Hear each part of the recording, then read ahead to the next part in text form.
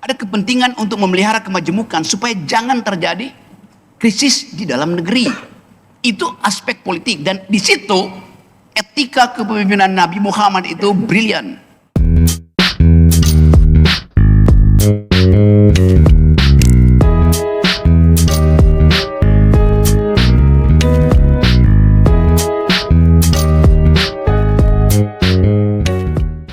Oke, Prof. Rocky. Etika tadi bicara soal lingkungan, etika lingkungan, kemudian apakah agama itu mengganggu kebebasan berpikir? Ibu itu lebih menghimbau bagaimana caranya untuk belajar berdemokrasi buat masyarakat generasi muda. Oke, terima kasih. Saya senang kalau ada aktivis lingkungan itu, karena seluruh pembicaraan dunia hari ini, terutama pada generasi muda, hanya dua soal. Satu adalah tentang environmental politics. Yang kedua tentang global security. Itu berhubungan. Kenapa soal bumi itu jadi semacam new grammar, kata bahasa baru, terutama bagi anak-anak muda Eropa dan Amerika?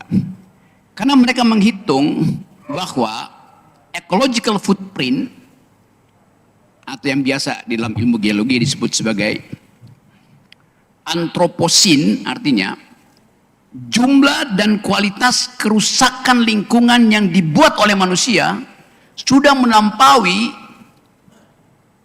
jumlah dan kualitas kerusakan lingkungan yang dibuat oleh alam sendiri. Itu poinnya.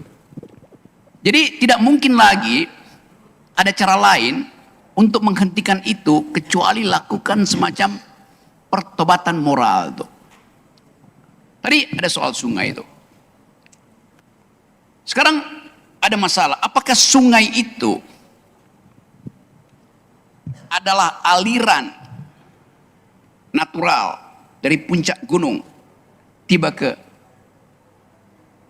mulut laut, teluk? Yang biasa diterangkan pada kita, sungai itu adalah jumlah air yang turun dari gunung tiba di laut.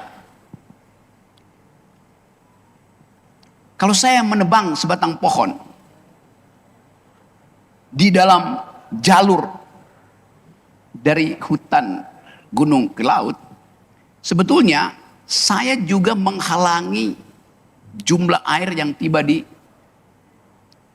muara. Karena sungai itu bukan apa yang mengalir dari puncak gunung tiba ke muara, tapi apa yang pertama-tama naik dari akar melalui kapiler pohon itu, lalu difotosintesis oleh sinar matahari dan diuapkan. Jadi setiap pohon adalah sungai.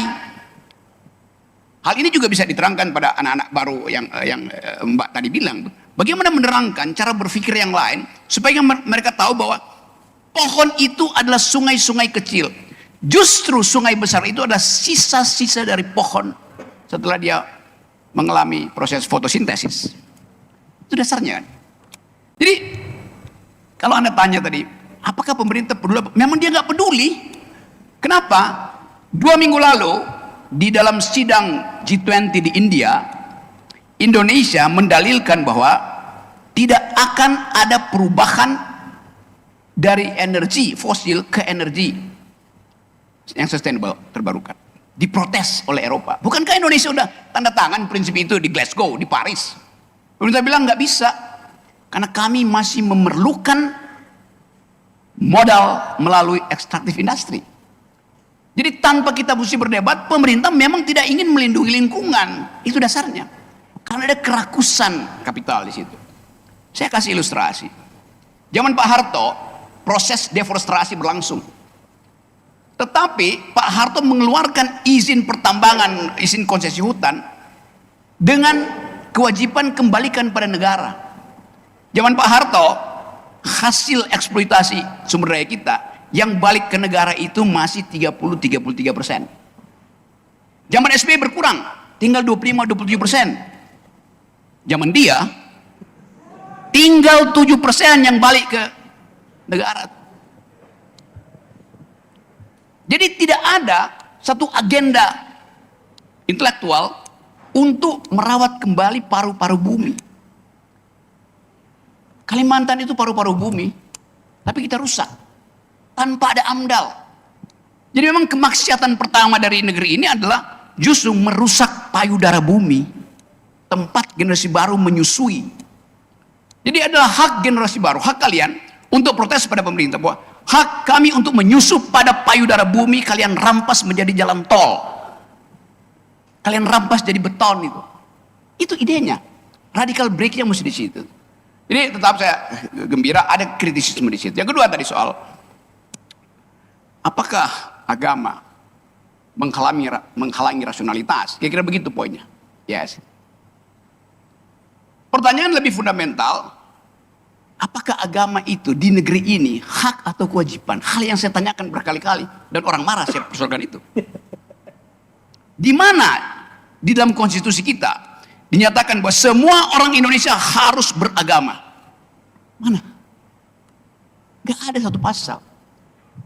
Jadi agama bukan kewajiban warga negara. Dia adalah kewajiban keluarga, kewajiban komunitas. Bukan negara yang memaksakan orang beragama. Bahkan Nabi Muhammad tidak memakai prinsip itu. Di zaman Nabi tidak ada kewajiban orang beragama. Gak ada.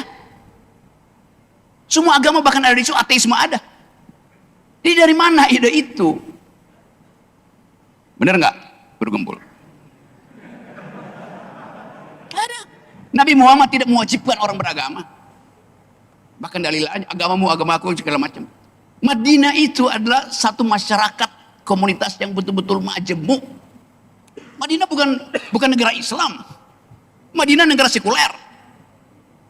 Tapi kita mesti terangkan kenapa ada peristiwa itu. Kan ada konflik politik. Ada kepentingan untuk memelihara kemajemukan supaya jangan terjadi krisis di dalam negeri. Itu aspek politik dan di situ etika kepemimpinan Nabi Muhammad itu brilian. Sekarang Indonesia mempersoalkan itu. Tiba-tiba ada problem di Indramayu segala macam.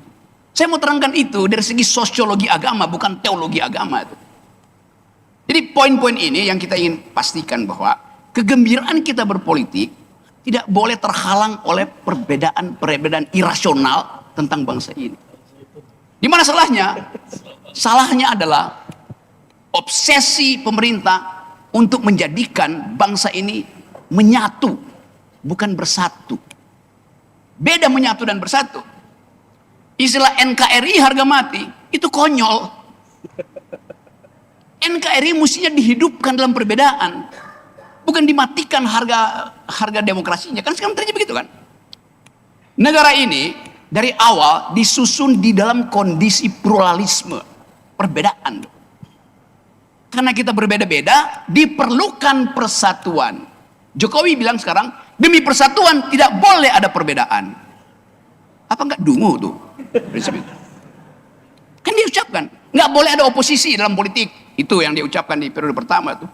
Jadi nggak boleh ada perbedaan. Lo dasar ontologi dari bangsa ini adalah perbedaan. Supaya terjadi percakapan. Percakapan hanya terjadi di antara orang yang berbeda. Itu poinnya. Jadi bagian-bagian ini saya kira yang tidak diajarkan di kelas-kelas kewarganegaraan. Karena susah untuk menerangkan ini. Padahal kita hidup di dalam bara api keresahan sosial. Justru karena pemaksaan negara. Tentang hak individu untuk merdeka bebas. Untuk merdeka berpikir. Bahkan merdeka berkeyakinan itu. Secara hukum positif. Agama itu adalah hak. Boleh dipakai, boleh tidak dipakai. Kalau Anda nggak pakai, Anda akan dihukum. Anda dihukum secara moral oleh keluargamu. Oleh komunitasmu, itu urusan moral pribadi, bukan urusan negara. Kalau negara mengatakan wajib beragama supaya masuk surga, berarti ada WA antara Presiden Jokowi dengan Tuhan. Ada begituan. Nah kita membedakan itu antara cara berpikir merdeka, supaya kita jujur mengatakan itu. Kita nggak usah panik mengatakan. Nggak ada keputusan pengadilan bahwa Anda dinyatakan dihukum karena berdosa. Enggak, itu hukum setelah Anda melewati Shiratul Mustaqim. Selama Anda nggak lewati itu, Anda tidak boleh dinyatakan berdosa oleh negara. Negara tidak punya hak moral untuk mengatakan Anda berdosa, Anda tidak berdosa. Negara jangan boleh bilang Anda pidana, Anda bukan pidana. Itu dasarnya tuh, supaya dibicarakan dengan teman. Yang terakhir Bu Dokter Mata. Oh, dokter gigi. Dokter gigi sekarang itu panen pasien bukan demi kesehatan gigi, bukan demi higienis gigi, tapi demi estetika gigi. Betul nggak, Bu? Demi estetika itu, demi penampilan. Gigi dibikin baik bukan demi giginya sendiri, tapi untuk menopang senyum. Itu masalahnya kan. Anda tidak bisa tersenyum, Anda takut tersenyum kalau gigi Anda berantakan. Jadi memperbaiki gigi bukan demi giginya sendiri, tapi demi senyum. Senyum itu adalah urusan publik, bukan urusan privat. Itu masalahnya itu. Saya sedikit, mungkin nanti Ibu Dokter bisa terangkan apa saya salah. Gigi manusia itu tergantung pada konstruksi rahang. Rahang kita adalah hasil evolusi panjang. Ketika kita pindah dari menggigit daging, pergi pada makanan yang lebih lunak. Begitu makanan kita lebih lunak, tidak diperlukan lagi gigi yang kuat. Logikanya begitu, right? Karena itu sekarang ada masalah, banyak orang yang merasa terganggu kalau ada gigi bungsu masih tumbuh di rahangnya. Kalau kita tanya, apa fungsi gigi bungsu? Dia justru menambah beban di dalam cara kita. Kan Anda kan nggak makan daging mentah lagi sekarang tuh. Padahal gigi geraham dimaksudkan dan gigi taring untuk mengujah daging mentah. Kok udah di masa milenial sekarang makan mashed potato, nggak ada fungsinya gigi geraham itu kan. Tapi si gigi masih muncul. Kenapa? Karena kondisi, saya sebut dengan agak ilmiah. Kondisi evolusi sudah berhenti, tetapi tuntutan konsumsi masih berjalan. Secara evolusi, jumlah gigi kita mestinya makin lama makin berkurang. Karena fungsinya makin lama makin sedikit kan.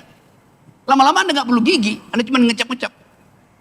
Anda bahkan minum jus itu, Anda nggak kunyah di mulut supaya semua enzim keluar. Anda pakai straw, pakai apa nama itu? Total. Sedotan itu. Loh, sedotan itu membuat vitamin itu tidak berkomposisi, tidak berkoalisi dengan enzim di mulut. Itu artinya Anda membiarkan bagian-bagian yang punya potensi bakteri itu langsung tiba ke lambung Anda. Padahal fungsi mulut adalah untuk membekali si makanan itu di periode pertama, di filter pertama dalam sistem pencernaan kita supaya tidak ada bakteri masuk. Nah, itu juga yang terjadi dalam politik kita tuh.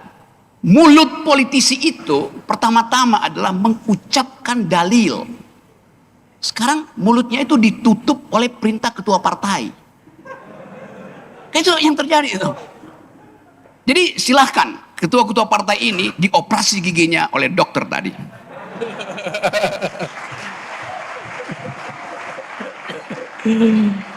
Terima kasih Ustadz Rocky sudah menyampaikan soal Madinah dan lain-lain.